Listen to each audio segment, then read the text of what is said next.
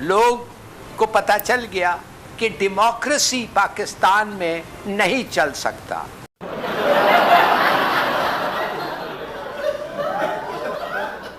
आप थोड़ा G7 की कम्युनिके देखें, उसमें एक लफ्ज नहीं है फलस्तीन के बारे में, एक लफ्ज नहीं है कश्मीर के बारे में।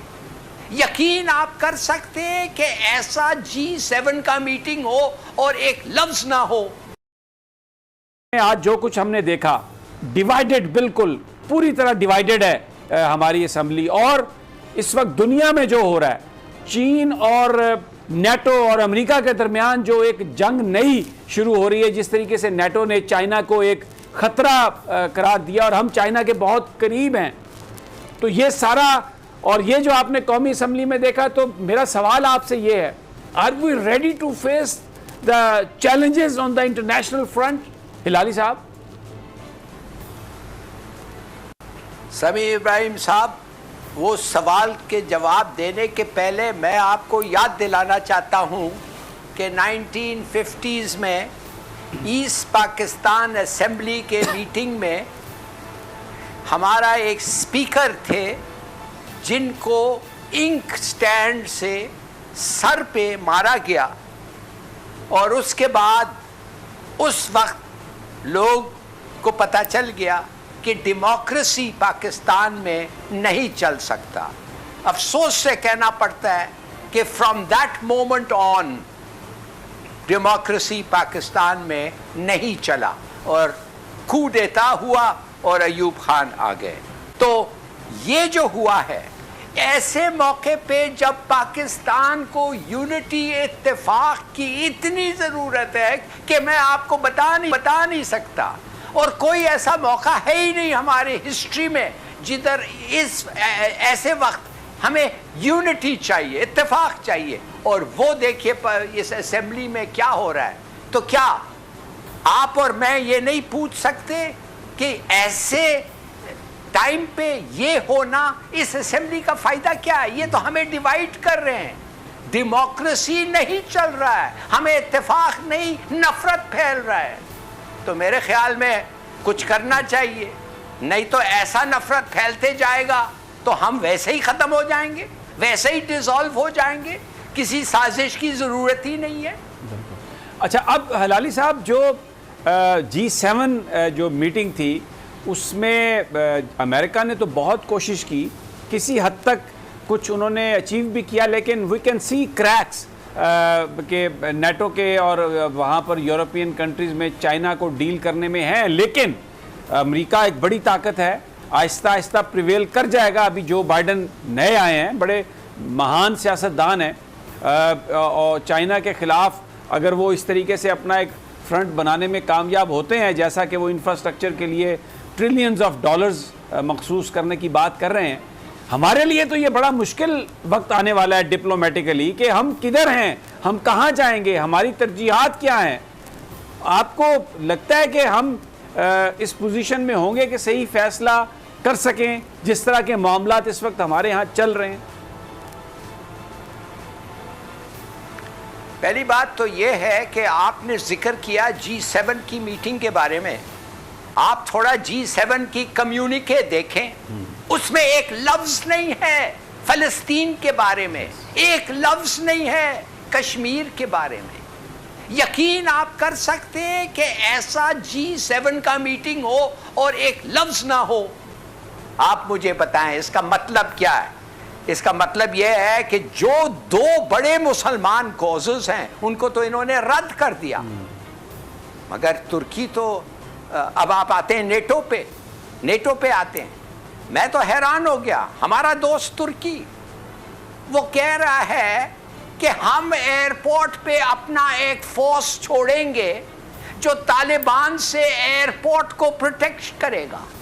अरे भाई, आप कर क्या रहे हैं? आपकी प्रोटेक्शन एयरपोर्ट की क्या ज़रूरत है? माने अमेरिका नहीं कर रहा है, वेस्ट नहीं कर रही है, नेटो नहीं कर रही है, और आप कह रहे हैं हम करना चाहते हैं। क्यों? कि आप उनको खुश करना चाहते हैं, नेटो को? अफसोस से कहना पड़ता है। दूसरी बात, क्या डिक्लेरेशन जो हुआ है G7 का, नेटो का, उन्होंने कहा है कि हमें बड़ा कंसर्न है, एक थ्रेट है टू वर्ल्ड पीस। वेपन्स चीन के, साइबर आर्म्स चाइना के, और स्पेस का जो तैयारी हो रही है उसको इस्तेमाल करने के लिए दुनिया के खिलाफ ये एक मेजर थ्रेट है। माय गॉड, वो मेजर थ्रेट है। $800 बिलियन अमेरिका खर्च करता है हर साल साइबर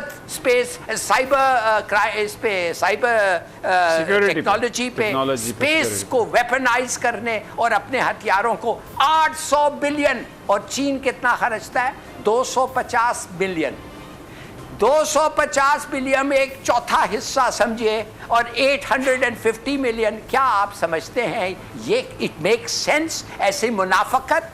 मगर कोई, हमारा दोस्त तुर्की ने कुछ नहीं किया, एसोसिएट हो गया नेटो एंड नेटो के कम्युनिके के साथ। और G7 में दो बड़े मसले मुसलमानों के, एक जिक्र ही नहीं है उनके ऊपर।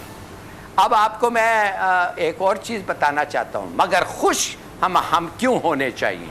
हमें खुश इसलिए चाहिए कि हमारे पास, माफ़ करिए मैं पॉलिटिक्स में नहीं हूँ, मैं वोट नहीं करता, मगर मैं दाद देना चाहता हूँ इस वक्त इस इमरान खान को। He does what he says, he means what he says, and he says what he means। देखिए उन्होंने क्या कहा, थ्रू शाह महमूद कुरैशी।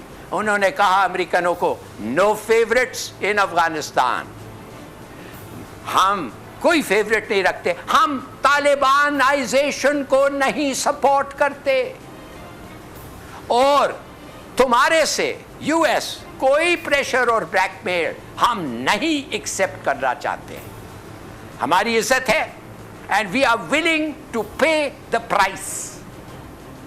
और वो प्राइस शुरू हो गया है। आज आपको मैं बताता हूं, IMF, वर्ल्ड बैंक, ADB, ये सब प्लान कर रहे हैं पाकिस्तान की असिस्टेंस प्रोग्राम को कट करने के लिए। तो देखिए मैं आपको बताना चाहता हूं, इत्तेफाक चाहिए इस वक्त। ऐसे कट्स को बर्दाश्त करने के लिए कौम अपने और इस ऐसे लीडर के साथ होना चाहिए, मगर हम बिल्कुल बिछड़े हुए हैं। तो इन डिवाइड किया, इस गवर्नमेंट को बैरूनी दुनिया की नज़र में कमज़ोर किया, तो ये भी फिर किसी ग्रैंड प्लान का हिस्सा तो हो सकता है जिसका मकसद ये हो कि पाकिस्तान की हुकूमत पर दबाव डाला जाए, उनको कमज़ोर किया जाए, ताकि वो घुटने टेक सकें वेस्ट की ख्वाहिशात के आगे। Well said. ना सिर्फ हो सकता है, हो रहा है, फैसला हो गया है। आप मुझे बताएं, प्लीज आप मुझे बताएं, आप अग्रीमेंट करने जा रहे हैं तालिबान के साथ। क्या अग्रीमेंट?